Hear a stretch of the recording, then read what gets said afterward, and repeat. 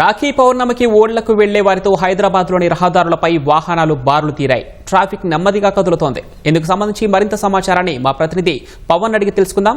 చెప్పండి పవన్, వాహనాల రద్దీకి గల కారణాలేంటి? అటు ట్రాఫిక్ నియంత్రించేందుకు పోలీసులు ఎలాంటి చర్యలు తీసుకున్నారు?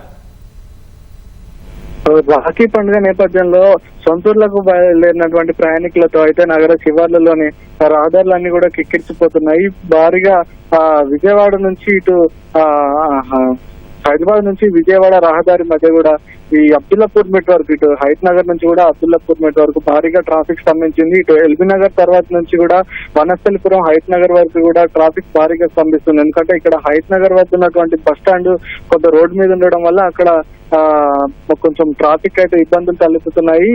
ఈ పండుగ నేపథ్యంలో ఆర్టీసీ బస్సుల సంఖ్యను పెంచింది.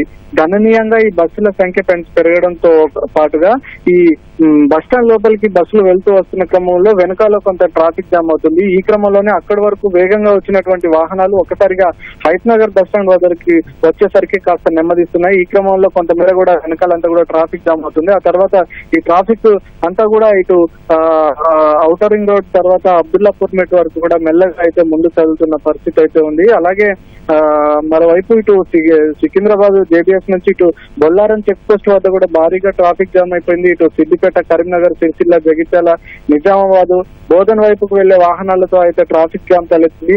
ఈ రాఖీ పండుగతో పాటు వారాంతపు సెలవులు కూడా రావడంతో అయితే పెద్ద ఎత్తున నగరవాసులంతా కూడా సొంతూర్లకు బయలుదేరారు.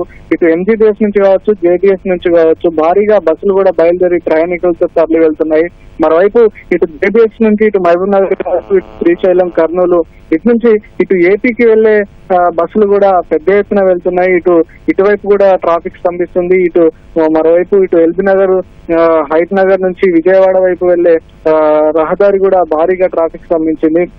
రాఖీ పండుగతో పాటుగా ఇటు ఇవాళ వారాంతం కావడంతో ఇటు ఐటీ ఉద్యోగులు కావచ్చు, అలాగే సొంతూర్లకు బయలుదేరేందుకు వెళ్తున్నటువంటి రాఖీలు కట్టేందుకు వెళ్లే అక్క చెల్లెలు వీళ్ళంతా కూడా వెళ్తుండటంతో అయితే భారీగా ట్రాఫిక్ స్తంభించింది. అయితే విధుల్లో మాత్రం పోలీసులు నిత్యం ఇటు ట్రాఫిక్ పోలీసులు కావచ్చు, లా అండ్ ఆర్డర్ కావచ్చు, అలాగే వీళ్ళంతా కూడా నిత్యం విధుల్లో ఉంటూ ఎప్పటికప్పుడు కూడా ట్రాఫిక్ ని అయితే క్రమబద్ధీకరిస్తున్నారు. ఇప్పటికే నిన్నటి నుంచి కూడా ట్రాఫిక్ ఉన్నప్పటికీ కూడా ఇవాళ కాస్త ఎక్కువ అయింది ట్రాఫిక్. ఎందుకంటే కొంతమందికి నిన్నటి వరకు కూడా సెలవులు, ఇక్కడ విధుల్లో ఉండేవారు, ఇక్కడ పనులు చేసుకునే వారికి కొంతమందికి పూర్తి స్థాయిలో నిన్నటి వరకు సెలవులు దొరకకపోవడం ఒకటి, అలాగే ఇవాళ కొంతమందికి సెలవులు దొరకడం, మరికొంతమంది హైదరాబాద్ లో ఉన్న తమ సోదరులకు రాఖీలు కట్టి మిగిలిన వారికి ఊర్లో ఉన్న వారికి కట్టేందుకు వెళ్ళడం, ఇవన్నిటి నేపథ్యంలో అయితే పెద్ద ఎత్తున అయితే నగరం నుంచి తరలి వెళ్తుండడంతో అయితే ఇటు మెయిన్ రోడ్లతో పాటు సర్వీస్ రోడ్లు కూడా భారీగా ట్రాఫిక్ స్తంభిస్తుంది. ఇటు ఉప్పల్లో కూడా ఇదే పరిస్థితి తలెత్తింది. ఉప్పల్లో కూడా భారీగా ట్రాఫిక్ స్తంభించింది. ఇటు ఉప్పల్ నుంచి నారపల్లి,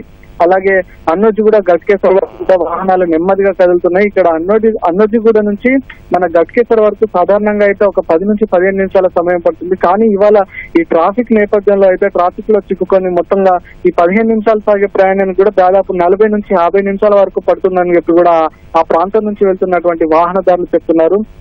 ఈ రాఖీ పండుగ అలాగే ఈ వారాంతం ఇవి రెండు కలిసి వచ్చిన నేపథ్యంలో అయితే నగర శివార్లలోని జాతీయ రహదారులన్నీ కూడా వాహనాలతో కిక్కిరిసిపోతున్నాయి. దీంతో కొంత ఇబ్బంది అయితే ఎదుర్కొంటున్నారు.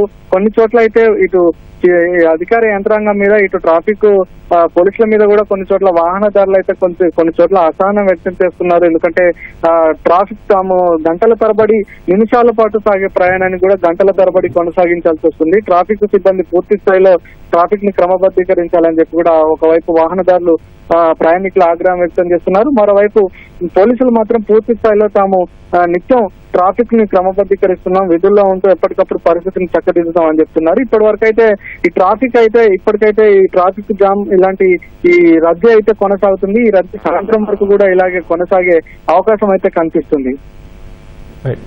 ధన్యవాదాలు పవన్.